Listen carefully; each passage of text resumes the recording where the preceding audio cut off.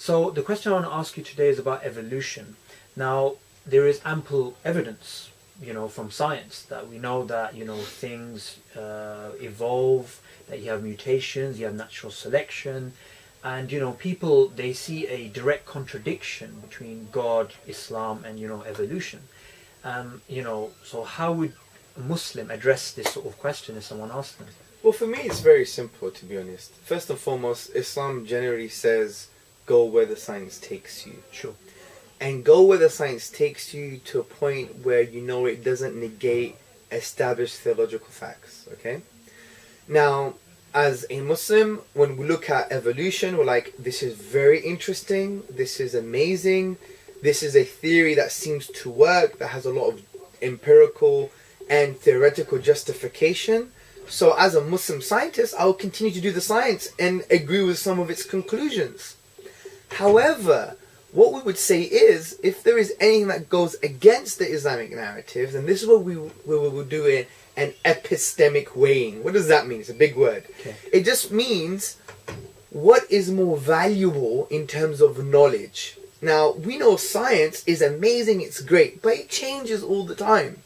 For example, it changes because of two key kind of worldviews or thinking processes, induction and empiricism. Now, without getting people confused, induction is a thinking process where you have a limited set of observations, and for the next observation, you make a conclusion based on the previous observations. But the question is, you may have a different observation that negates the previous observations. For example, if I'm a Welsh scientist, I go to Wales and I say, right, what are the colour of sheep?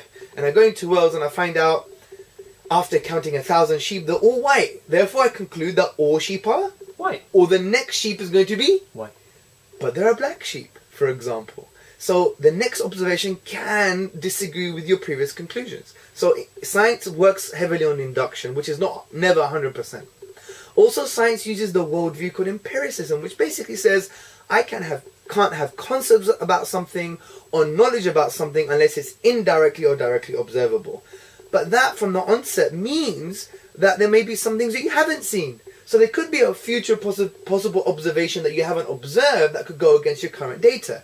That's why every sincere scientist, and go speak to them for yourself, he would say, yes, science is not 100%. So when we look at evolution, we're like, it's the best that we have, right?